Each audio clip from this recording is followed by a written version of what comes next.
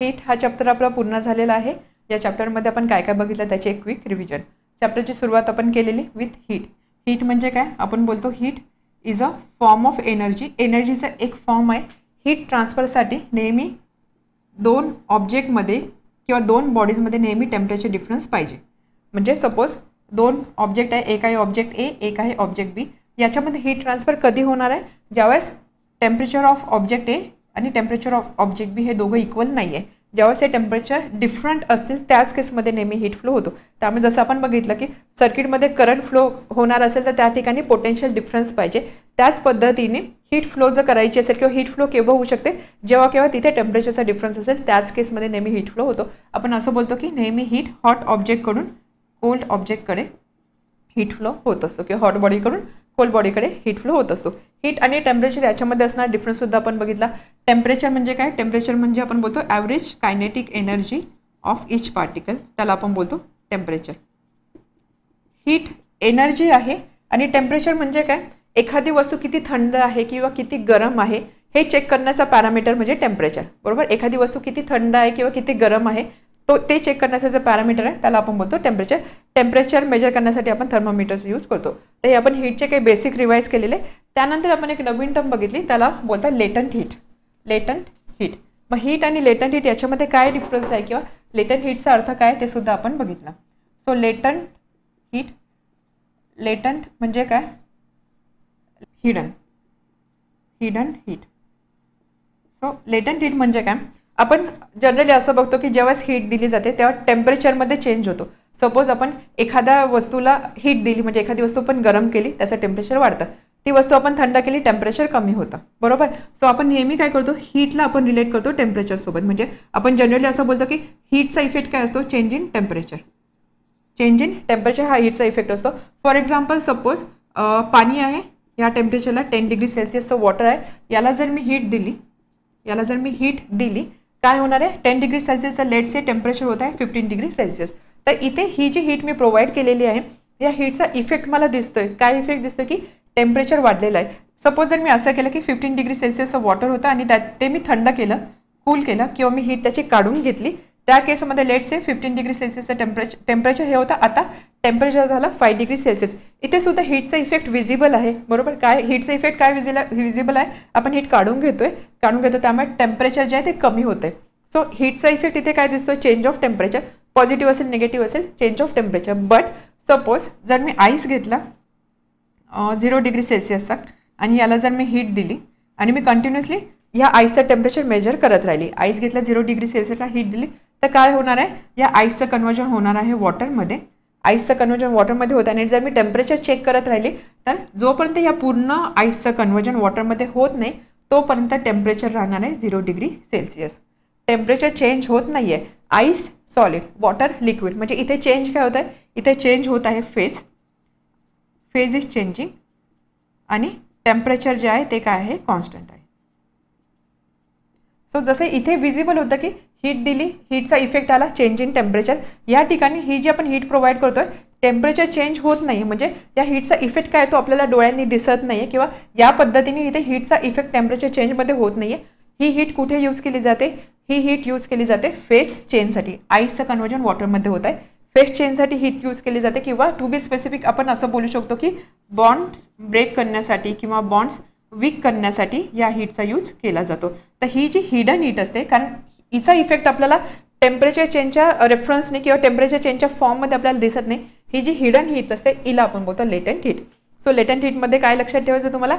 लेटंट heat नेहमी जेव्हा केव्हा फेज चेंज असते. फेज चेंज म्हणजे काय?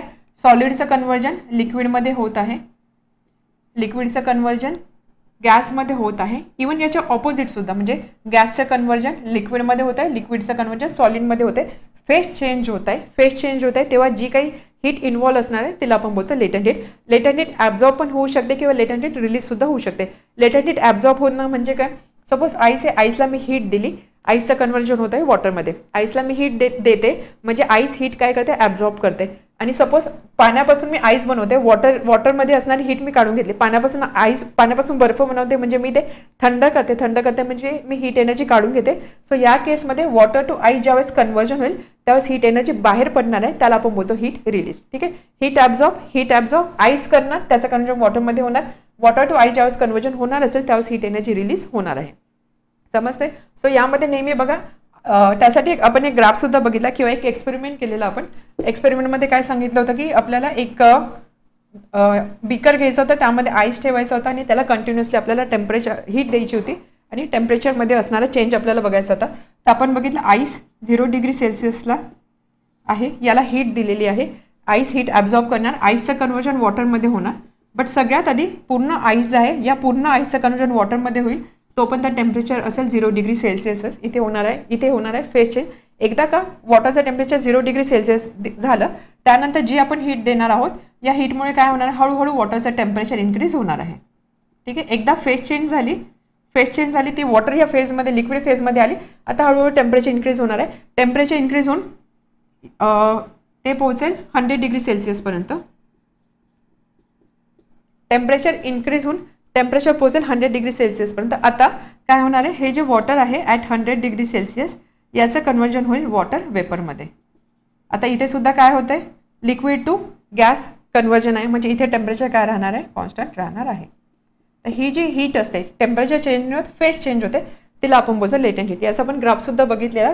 या एक्सपेरिमेंटमध्ये आपण बघितलं की सगळ्यात आधी आईस होतं, आईस मेल्ट होऊन वॉटर बनतं, बट टेम्परेचर कॉन्स्टंट राहतं. त्यामुळे 0 डिग्री सेल्सिअस आपल्याला काही टाईम पिरियडसाठी अशी एक लाईन मिळते. कारण इथे आपण टेम्परेचर दाखवतो, टेम्परेचर तर 0 डिग्री सेल्सिअसच राहते, त्यामुळे अशी लाईन मिळते. एकदा का सगळ्या आईसचं कन्व्हर्जन वॉटरमध्ये झालं मग हे 0 डिग्री सेल्सिअस वॉटरचं टेम्परेचर हळूहळू वाढतं, त्यामुळे असा ग्राफ मिळतो इन्क्रीजिंग. एकदा का हे टेम्परेचर 100 डिग्री सेल्सिअसला येऊन पोहोचतं त्यानंतर याचं कन्व्हर्जन होतं वेपरमध्ये होते. अगेन टेम्परेचर कॉन्स्टंट राहणार आहे. टेम्परेचर कॉन्स्टंट म्हणजे इथे प्रत्येक टाईमसाठी किंवा प्रत्येक टाईम इंटरव्हलसाठी 100 डिग्री सेल्सिअस एवढं टेम्परेचर राहणार आहे. त्यामुळे आपल्याला हा असा ग्राफ मिळतो. हा ग्राफसुद्धा आपण बघितला. यानंतर आपण बघितलं लेटंट हीट ऑफ फ्युजन ही एक टर्म आणि latent heat of vaporisation. Simple होतं. फ्युजन जेव्हा असेल तेव्हा नेहमी सॉलिड स्टेट इन्व्हॉल्व झाली पाहिजे. वेपरायझेशन जेव्हा असेल तेव्हा नेहमी वेपर स्टेट इन्व्हॉल्व झाली पाहिजे. म्हणजे जस्ट लक्षात ठेवण्यासाठी फ्यूज म्हणजे काय, एकत्र येणे. सो सॉलिड आहे म्हणजे दुसरी स्टेट कोणती असणार आहे, लिक्विड, राईट. आणि वेपर आहे म्हणजे दुसरी स्टेट कोणती असणार आहे, लिक्विड. सो जेव्हा केव्हा सॉलिडचं कन्व्हर्जन लिक्विडमध्ये होत आहे, ही फेज चेंज होते, तिथे असणार आहे लेटंट हीट. आणि ती जी लेटंट हीट असेल तिला आपण बोलतो लेटंट हीट ऑफ फ्युजन. असं नाही solid to liquid to solid जरी कन्व्हर्जन होत असेल तरी सुद्धा जी हीट असणार आहे त्याला आपण बोलतो latent heat of fusion. Latent heat of vaporisation ज्यावेळेस फेज चेंज होते लिक्विड टू वेपर किंवा लिक्विड टू गॅस किंवा गॅस टू लिक्विड अशी ज्यावेळेस स्टेट चेंज होते त्यावेळेस जी लेटंट हीट इन्व्हॉल्व असणार आहे तिला आपण बोलतो लेटंट हीट ऑफ वेपरायझेशन. दोन्ही वेनी सॉलिड टू लिक्विड और liquid to solid, liquid to vapour और वेपर टू लिक्विड और लिक्विड टू गॅस और गॅस टू लिक्विड, त्याला आपण बोलतो लेटंट हीट ऑफ वेपरायझेशन. यामध्ये आपण अजून एक टर्म बघितली specific latent heat. Specific latent heat, let's say specific latent heat of fusion and then specific latent heat of vaporisation. जेव्हा आपण स्पेसिफिक हा वर्ड यूज करतो, स्पेसिफिकचा अर्थ असतो पर युनिट मास. काय अर्थ असतो, per unit mass. So latent heat of fusion आपण पर युनिट मास कन्सिडर केली, ती असणार आहे specific latent heat of fusion. आणि latent heat of vaporisation per unit mass आपण कन्सिडर केलं तर त्याला आपण बोलणार specific latent heat of vaporisation. Per unit mass म्हणजे पर ग्रॅम असेल किंवा पर kg असेल. सो याला आपण कसं डिफाईन करू शकतो, what is specific latent heat of fusion, amount of heat energy absorb at constant temperature. आपल्याला टेम्परेचरसुद्धा मेन्शन करावं लागणार आहे. Amount of heat energy absorb at constant temperature by unit mass of substance to change from solid to liquid. Fusion आहे म्हणजे solid to liquid, to change from solid to liquid change होते त्यामुळे heat energy absorb होते. So that latent heat is called age specific latent heat of fusion. आणि वेपरायझेशनसाठी याच पद्धतीने लिहायचं आहे, amount of heat energy absorb at constant temperature to convert from vaporisation आहे. So to convert from liquid state to gaseous state at given constant temperature by unit mass of that substance is called as specific latent heat of vaporization. So याचं unit काय असणार आहे, heat energy आहे, heat आहे म्हणजे याचं unit असणार आहे जूल, हीटचं युनिट असणार आहे जूल. आणि हे लेटंट हीट ऑफ फ्युजन आपण स्पेसिफिक बोलतो म्हणजे असणार आहे पर ग्रॅम और पर किलोग्राम. त्यामुळे याचं युनिट असतं किलो जूल पर किलोग्राम और कॅलरी पर ग्रॅम. हीट आपण कॅलरीमध्ये मोजू शकतो किंवा जूल किलो जूलमध्ये मोजू शकतो. सो याचं युनिट असतं किलो जूल पर केजी और कॅलरी पर ग्रॅम. हे होतं about latent heat. Latent heat नंतर आपण नेक्स्ट टर्म बघितली that is called as regelation. यामध्ये आपण अजून एक फॉर्म्युलासुद्धा बघितला Q. Latent heat Q is equal to M into L. Q is equal to M into L म्हणजे आपले लेटंट हीट किती लागणार आहे हे कशावर डिपेंड करतं. मास, सबस्टन्स जो असणार आहे त्याच्या मासवरती. एम म्हणजे काय मास आणि एल म्हणजे काय specific latent heat. Specific latent heat त्या सबस्टन्सची एलची व्हॅल्यू काय त्यावर डिपेंड करतं. हा फॉर्म्युला कसा आला असणार आहे. लेटंट हीट आपण स्पेसिफिक लेटंट हीट म्हणजे आपण काय म्हणतो की हीट किती लागते per unit let's say per unit gram. मग जर आपल्याला टोटल हीट एनर्जी काढायची असेल तर एका ग्रॅमसाठी एवढी हीट लागते तर एवढ्या माससाठी किंवा एवढ्या ग्रॅमसाठी म्हणून आपण त्याला मल्टिप्लाय करणार एमनी. So M into L. So हा एक फॉर्म्युला. त्यामुळे जेव्हा लेटंट हीट इन्व्हॉल्व असेल त्यावेळेस आपण हा फॉर्म्युला यूज करतो Q is equal to M into L. Next आपण टर्म बघितली रिज्युलेशन. रिज्युलेशन म्हणजे काय. ज्यावेळेस आपण प्रेशर अप्लाय करतो, आपण ज्यावेळेस आईसवर प्रेशर अप्लाय करतो त्यावेळेस आईस मेल्ट होतो at lower temperature. Ice melts at lower temperature आणि यालाच आपण बोलतो रिज्युलेशन. त्याचा आपण एक एक्सपेरिमेंट बघितलेला की एक आईसचं एक आईस स्लॅब कन्सिडर केलेली आणि त्यानंतर इथून एक वायर हँग केली होती आणि या वायरला दोन्ही साईडला इक्वल वेट्स जॉईन केलेले होते. होत काय होतं आपण एक ऑब्झर्वेशन बघितलं की हे इथे आपण दोन्ही साईडला इक्वल वेट इथे हँग केलेले आहे. जसं जसं टाइम पास होईल ही जी वायर आहे ही वायर ह्या लादीमध्ये बर्फाच्या लादीमध्ये आईस स्लॅबमध्ये आतमध्ये घुसते. आपण असं एक्सपेक्ट करू की सपोज ही वायर जर आतमध्ये जाते तर ह्या आईस स्लॅबचे तुकडे झाले पाहिजे किंवा ही आईस स्लॅब ब्रेक झाली पाहिजे. बट तसं होत नाही. ही जे एंडला तुम्ही बघणार ही जी वायर ही अशी खाली खाली जाते आतमध्ये जाते लादीमध्ये अशी जाते आणि इथपर्यंत येऊन पोहोचते आणि ही जी बर्फाची लादी ती ॲज इट इज इंटॅक्ट राहते, ती ब्रेक होत नाही. हे कशामुळे ते रिज्युलेशनमुळे होतं. याचं रिझनसुद्धा आपण बघितलं. जशी ही वायर इथे या सरफेसवर असेल इथे दोन्ही साईडला वेट अप्लाय केलेले आहे आपण त्यामुळे इथे प्रेशर अप्लाय होणार आहे. प्रेशरमुळे त्या रिजनमध्ये असणारा जो आईस आहे तो आईस मेल्ट होईल. आईस मेल्ट होईल तिथे वॉटर प्रेझेंट होणार आहे त्यामुळे ही वायर आतमध्ये जाणार आहे. ती नेक्स्ट स्टेजला जाईल. अगेन काय होणार आहे इथलं प्रेशर रिमूव्ह झालं तर इथे जे वॉटर बनलेलं त्याचा परत कन्वर्जन होणार आहे आईसमध्ये, रिफ्रीजिंग होणार आहे. या स्टेजला आली इथे सुद्धा प्रेशर वायर आली इथे सुद्धा प्रेशर अप्लाय होणार आहे. इथे लिक्विडमध्ये त्या आईसचं कन्वर्जन होणार आहे. इथे अगेन पाणी बनेल वायर परत नेक्स्ट स्टेजला जाईल. इथलं प्रेशर रिमूव्ह झालं अगेन या वॉटरचं कन्वर्जन होणार आहे आईसमध्ये. तर असं करत करत हळूहळू ती वायर खाली जाते आणि ज्या रिजनमधनं ती पास झाली तिथे जे वॉटर बनलं होतं ते अगेन त्याचं कन्वर्जन आईसमध्ये होतं आणि त्यामुळे ही जी आईस स्लॅब आहे ही ice slab as it is राहते. आईस स्लॅब ब्रेक होत नाही. तर आपण याचे काही एक्झाम्पलसुद्धा बघितले. जसं बर्फाचा गोळा आपण खातो तर बर्फाचा गोळा कसा बनवला जातो किंवा आईस स्केटिंग आपण बघितलेलं आईस स्केटिंग कसं केलं जातं. सो या सगळ्यांमध्ये आपण रिज्युलेशन प्रिन्सिपलचा यूज करून हे सगळे आपण फेनॉमेना डिस्क्राईब करू शकतो. त्यानंतर आपण एक इम्पॉर्टंट टर्म बघितली ॲनॉमलस बिहेवियर ऑफ वॉटर.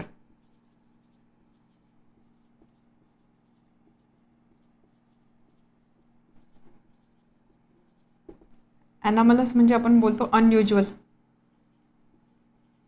किंवा अनएक्सपेक्टेड. जसं व्हायला पाहिजे त्याच्या उलटं अनएक्सपेक्टेड और अनयुज्युअल. काय असतं ॲनॉमलस behaviour of water.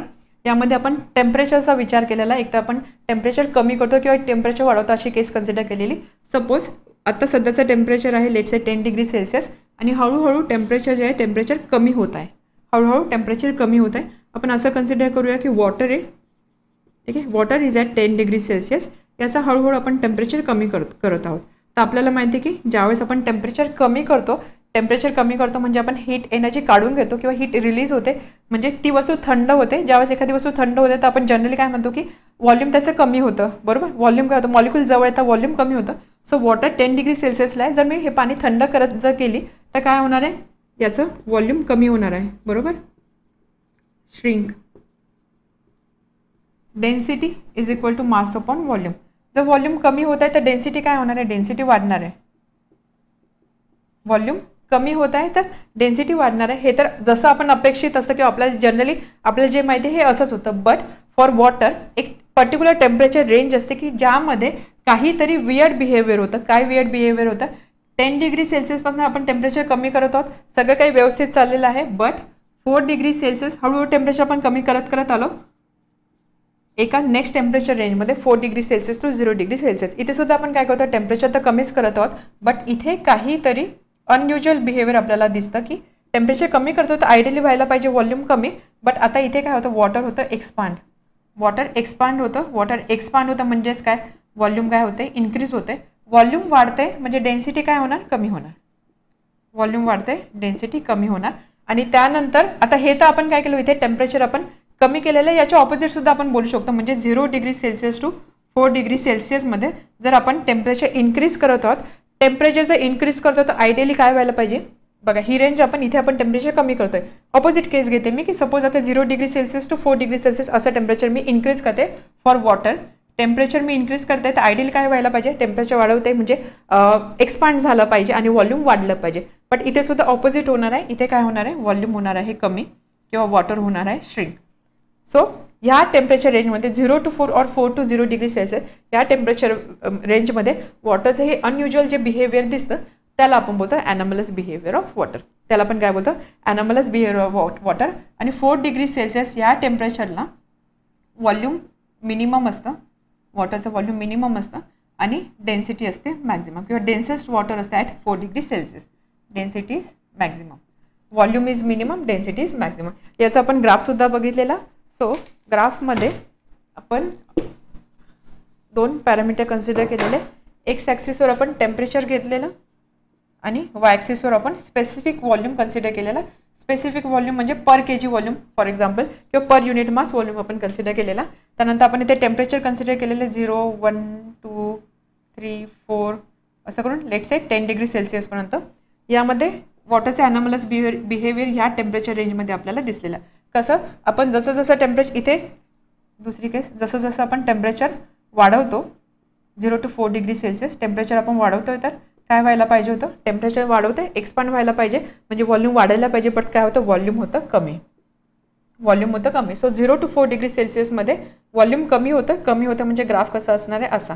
Volume 4 degree सेल्सिअसला minimum होत आहे त्यामुळे इथपर्यंत येणार आणि 4 डिग्रीच्या पुढे नॉर्मल बिहेवियर असणार आहे म्हणजे हीट जर आपण वाढवली तर व्हॉल्यूम वाढणार आहे. सो 4 इथे सपोज 5 डिग्री 6 डिग्री असे टेम्परेचर आहे.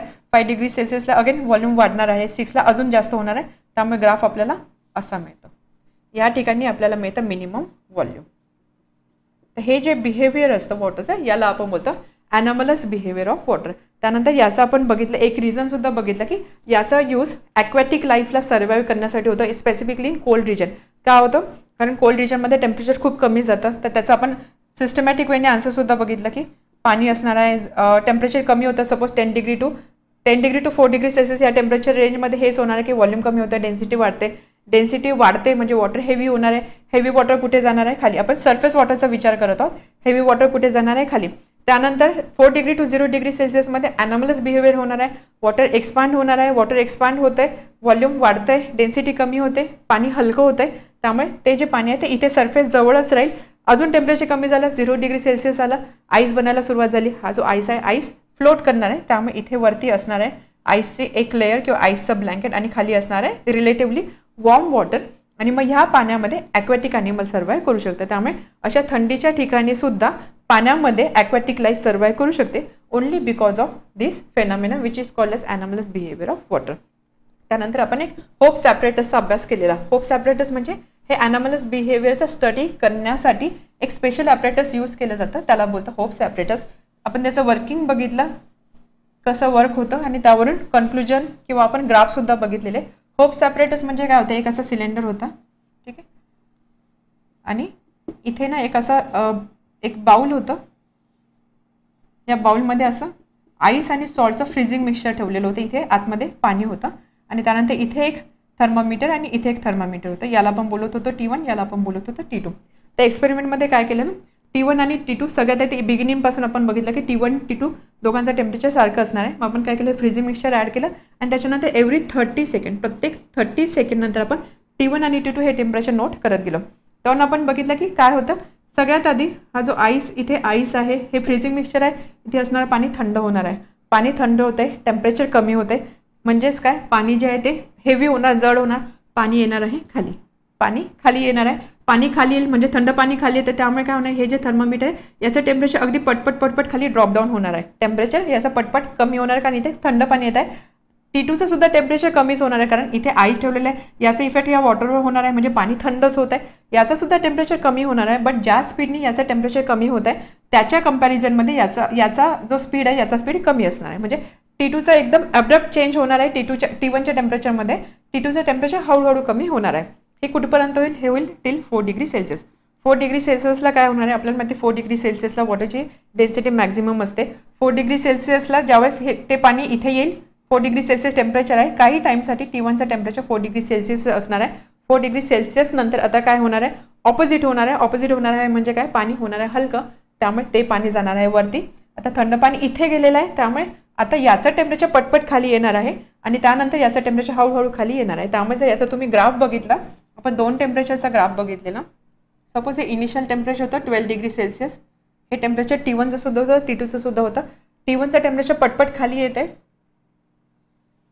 इथे आपण मार्क करू 4 degree Celsius. Okay, 4 degree Celsius झाला. थोड्या वेळ ते कॉन्स्टंट राहिलं आणि त्यानंतर काय होतं की पाणी वरती जातं आणि त्यानंतर T2चं टेम्परेचर कमी होतं आणि नंतर T1 हळूहळू कमी होतो. म्हणजे T1 असा काही असणार आहे. आणि this is graph for T1. T2साठी काय होणार आहे, इनिशियली टिल 4 डिग्री सेल्सिअस T2साठी टेम्परेचर जे आहे ते असं हळूहळू कमी होत आहे. असं 4 डिग्री सेल्सिअसला आलं, 4 डिग्री सेल्सिअसला हे टेम्परेचर कॉन्स्टंट होणार आहे. आता ऑपोजिट बिहेवियर होणार आहे, त्यामध्ये T2चं टेम्परेचर एकदम पटकन कमी होईल. T2चं टेम्परेचर एकदम पटकन कमी म्हणजे T2चं टेम्परेचर असं ड्रॉप होईल. दिस इज टेम्परेचर. आणि हा जो इंटरसेक्शनचा पॉईंट असेल हा असणार आहे 4 डिग्री सेल्सिअस टेम्परेचर. तर असा ग्राफ आपल्याला इथे मिळतो आणि याच्यावरून आपण ॲनॉमलस बिहेवियरचा अभ्यास करू शकतो. ठीक आहे, आपण बघितला. Next topic humidity.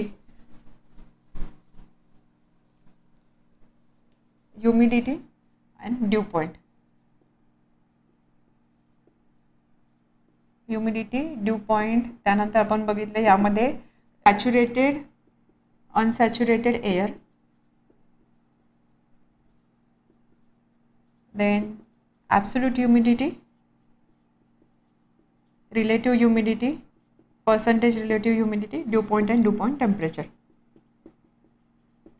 What is humidity आपण सुरुवात केलेली ह्युमिडिटीने. व्हॉट इज ह्युमिडिटी, ह्युमिडिटी म्हणजे काय, हवेमध्ये किती ओलावा आहे. हवेमध्ये किती ओलावा म्हणजे काय, amount of water vapour present in air.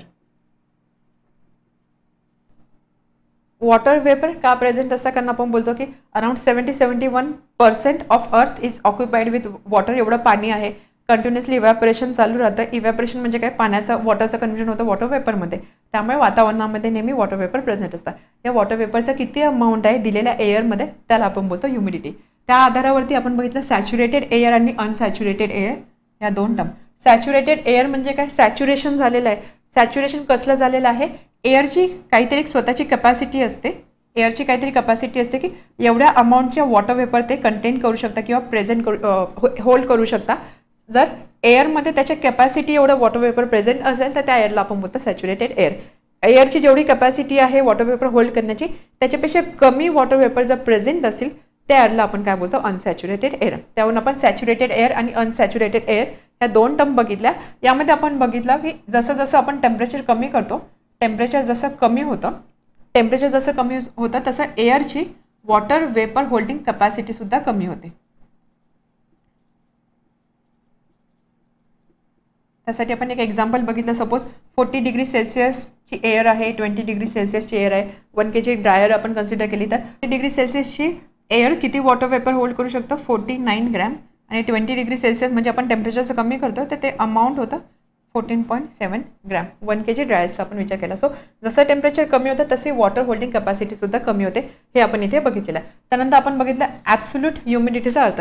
Absolute humidity म्हणजे काय, दिलेल्या एअरमध्ये किती वॉटर वेपर प्रेझेंट आहे त्याला आपण बोलतो ॲब्सोल्यूट ह्युमिडिटी. रिलेटिव्ह ह्युमिडिटी म्हणजे रेशो असतो.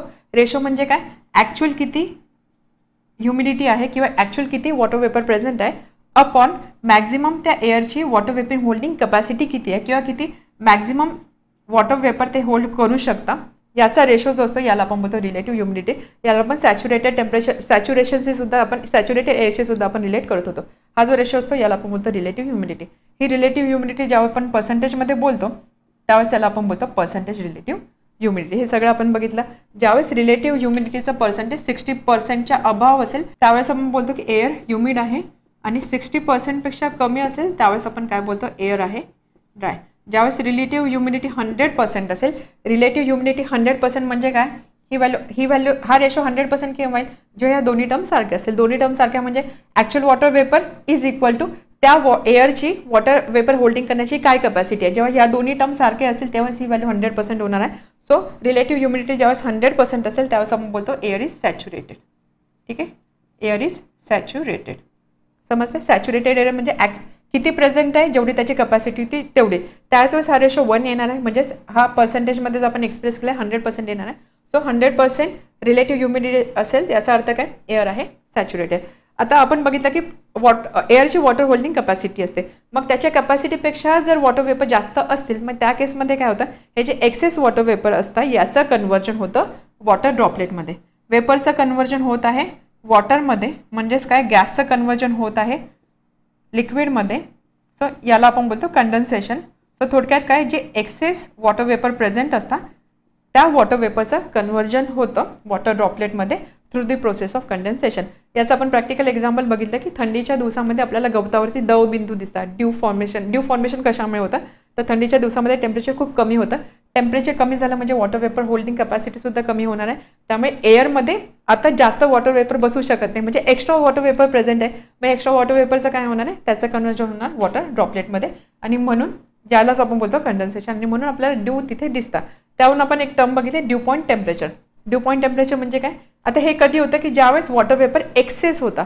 वॉटर वेपर एक्सेस किंवा एक्स्ट्रा केव्हा होणार आहे, ज्यावेळेस एअरमध्ये इतकं वॉटर वेपर प्रेझेंट आहे की ते वॉटर वेपर त्याची होल्ड करण्याची कॅपॅसिटी होती, किंवा एअरची जी वॉटर वेपर होल्ड करण्याची कॅपॅसिटी आहे तेवढे वॉटर वेपर तिथे प्रेझेंट आहे, म्हणून जे उरलेले एक्स्ट्रा आहे त्याचं कन्व्हर्जन लिक्विडमध्ये किंवा वॉटर ड्रॉपलेटमध्ये होत आहे. त्यामुळे हे जे टेम्परेचर असतं की ज्या टेम्परेचरला, ड्यू पॉईंट टेम्परेचर, ज्या टेम्परेचरला air saturate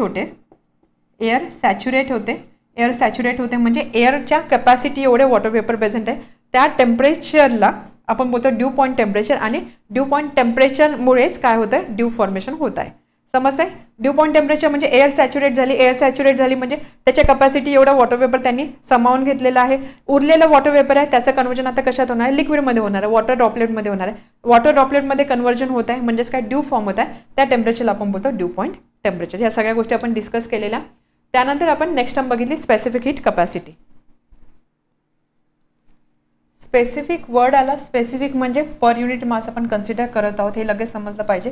so what is specific heat capacity. Specific heat capacity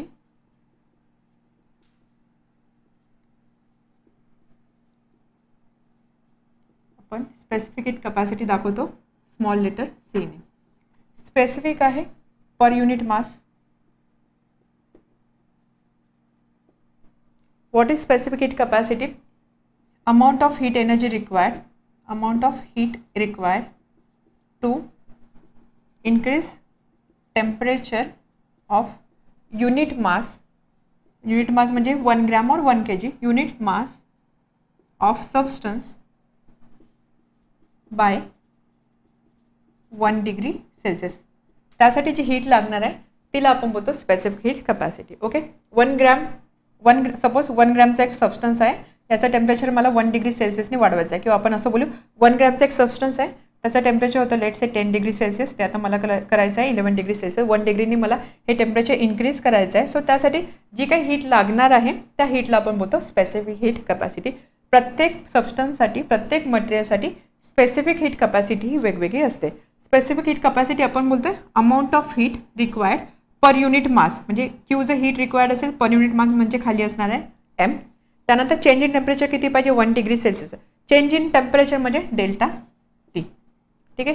so हे आपण असं लिहू शकतो Q is equal to M C into delta T. म्हणजे सपोज एक सबस्टन्स आहे, त्याचं मास आपल्याला माहिती आहे, स्पेसिफिक हीट कॅपॅसिटी माहिती आहे, चेंज इन टेम्परेचर किती करायचं ते आपल्याला माहिती असेल, तर त्या केसमध्ये लागणारी अमाऊंट ऑफ हीट आपण फाइंड करू शकतो.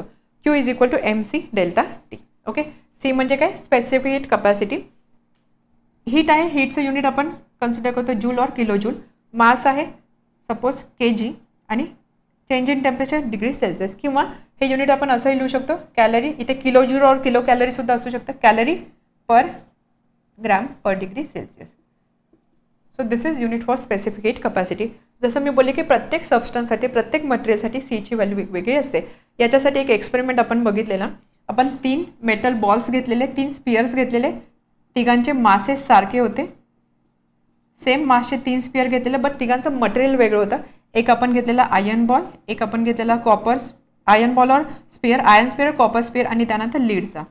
काय केलेलं आपण सेम मासचे 3 स्पियर घेतले, त्यानंतर आपण पाणी घेतला, बॉइलिंग वॉटर, पाणी आपण तापवलं, बॉइलिंग वॉटर, ह्या बॉइलिंग वॉटरमध्ये आपण हे तिन्ही स्पियर्स टाकले. ठीक आहे, काही टाईमसाठी ते तिथे ठेवले, त्यानंतर हे स्पियर्स आपण इमिडिएटली काढले आणि एका वॅक्स ट्रेमध्ये ते तिन्ही स्पियर आपण टाकले. वॅक्स आहे म्हणजे काय, वॅक्स कमी टेम्परेचरला असणार आहे, हे जे स्पियर्स आहे हाय टेम्परेचरला असणार आहे, टेम्परेचर डिफरन्स आहे म्हणजे हीट फ्लो होणार आहे, त्यामुळे काय होणार आहे, हे जे तिन्ही बॉल्स आहे या वॅक्समध्ये आतमध्ये असे पेनिट्रेट होणार आहे.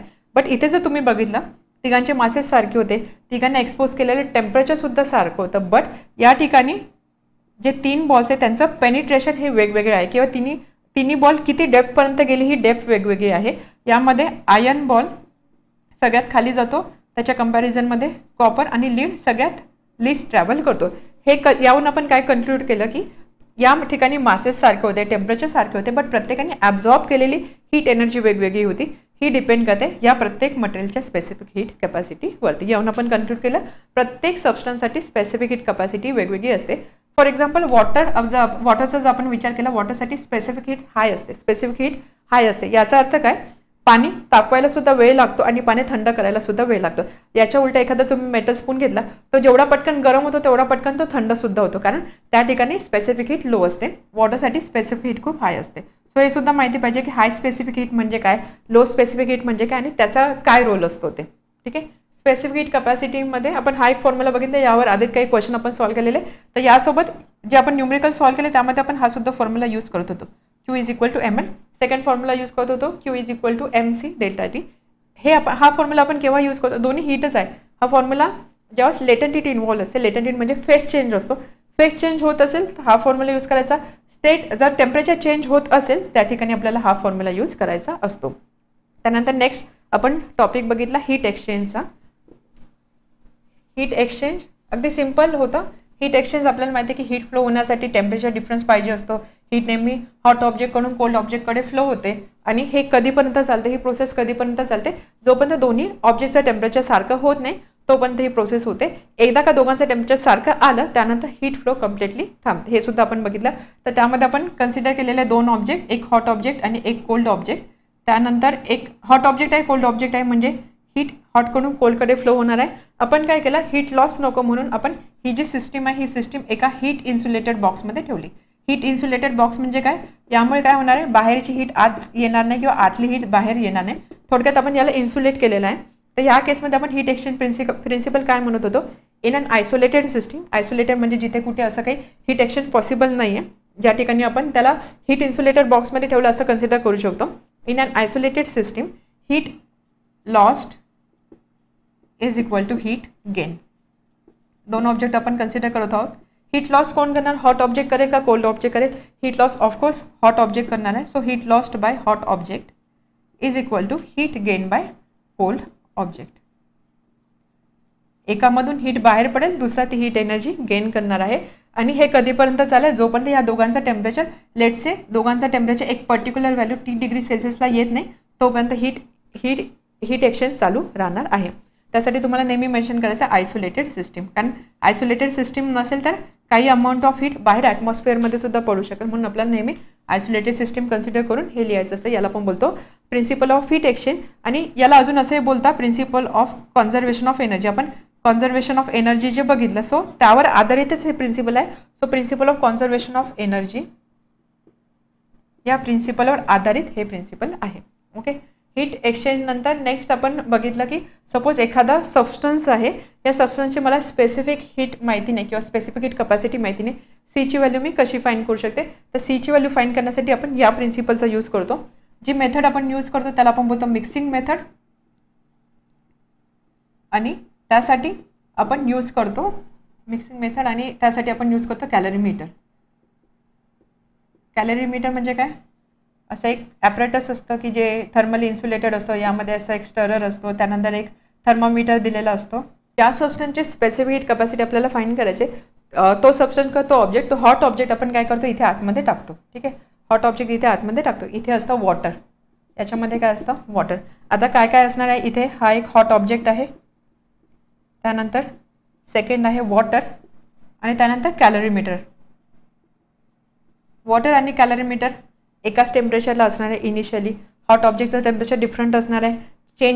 डिफरन्स इन टेम्परेचर आहे म्हणजे इथे हीट फ्लो होणार आहे. हॉट ऑब्जेक्ट हीट लॉस करणार आहे, हीट कोण गेन करणार आहे, वॉटर आणि कॅलरीमीटर हीट गेन करणार आहे. त्यामुळे इथे आपण असं लिहू शकतो, heat lost by hot object is equal to heat gain by water plus heat gain by कॅलरीमीटर.